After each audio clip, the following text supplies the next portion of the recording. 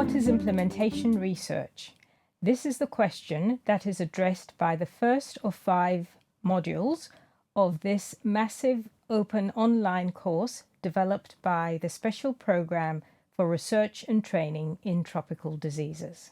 Hello, my name is Pascal Alote. I am the Professor of Public Health and I lead a global public health research group at the Monash University campus in Malaysia.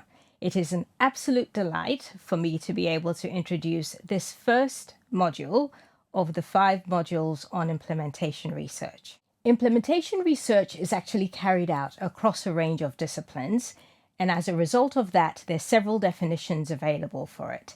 Now, regardless of discipline or definition, the underlying concept is usually the same.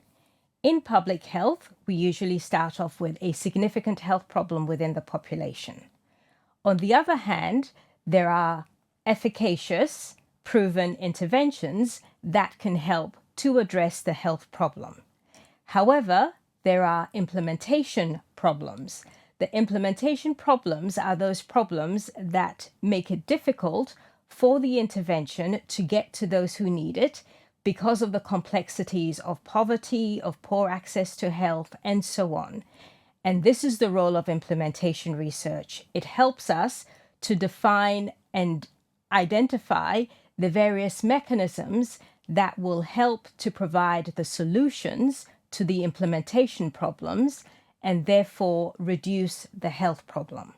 This first module that addresses the definition of implementation research is divided into 3 chapters.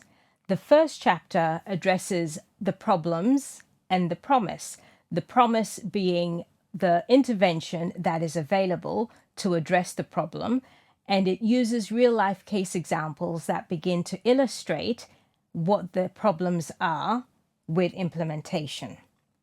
The second chapter looks at specific implementation research cases, again, that begin to get you thinking about the nature of implementation research.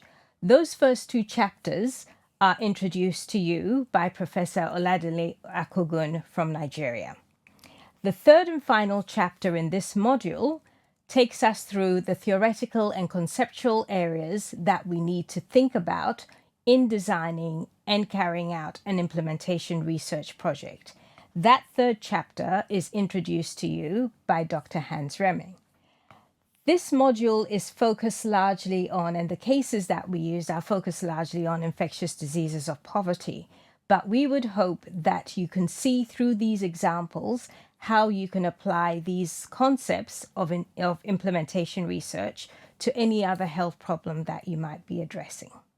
By the end of this module, we would hope that you would be able to describe the scope, the relevance, and the key characteristics of implementation research. We would also hope that you will be able to identify the range of areas for application of implementation research, regardless of the context in which you have to work or the health intervention that you are having to deal with.